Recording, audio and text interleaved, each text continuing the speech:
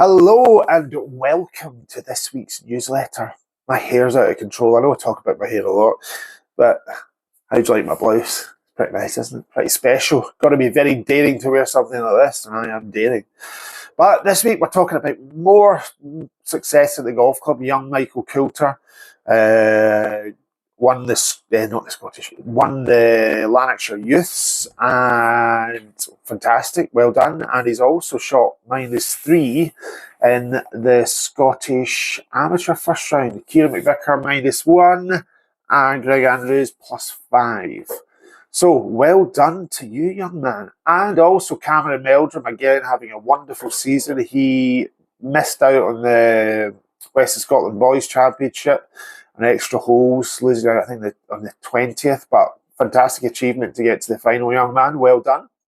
So Titleist have been absolutely knocking the pants off of it in recent years with their irons and with their GT drivers last year.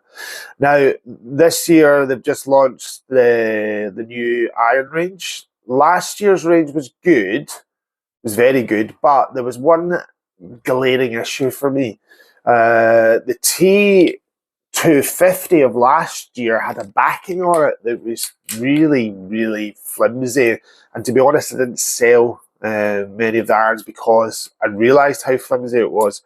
On the back of it, it was just plastic and it marked terribly, terribly easily. So this year, they've changed it.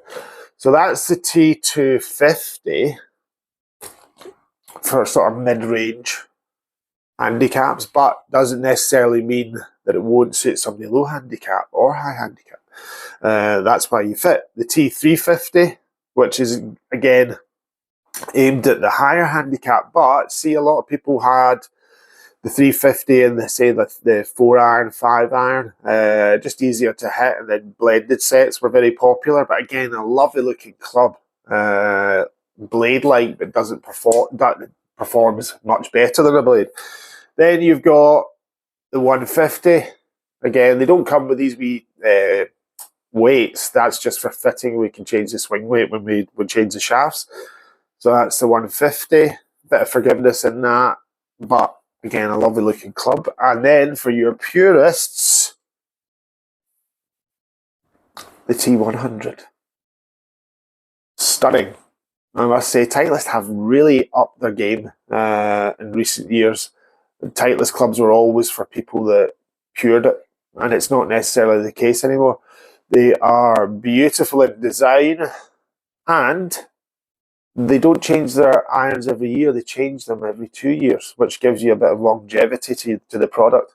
But I think you'll struggle to see a nicer looking iron range than this. Mizuno has, again, Mizuno and Titleist are kind of similar. They've changed their ethos. I think everybody used to think that you had to be an amazing player to play those clubs, those brands, but not anymore. So here we go again.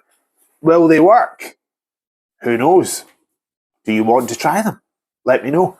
And we'll run through them. We'll probably do a video with Fraser again, looking at the performance of these clubs. But they're just new in, and I just thought I'd let you have a little look. Now, we've had a spate of plug marks, divots not being replaced. Shocking. The golf course is looking the best it's ever looked, but we need to take care of the course, right? Simple as that. If you see somebody being silly or not doing something, dig them up. Tell me, I'll dig them up. It's not a authoritative state, but we just want the golf course to be as best as we can. And some people are just being negligent, ignorant, whatever you want to call them. Just dig them up nicely. Don't hit them across the head with a 5-iron or anything like that. But just say, excuse me, do you realise you've not replaced your divot, or do you realise that you've not repaired your pitch mark? Simple as that. And the golf course will be amazing. Even better than it is if we do that. So I've been Graham Bell. I've been wearing a lovely blouse. My hair is still growing, which I'm very happy about. A lot of people lose their hair and have to go to Turkey, not me. But I do need to get the bush trimmed. Until next time. Salut.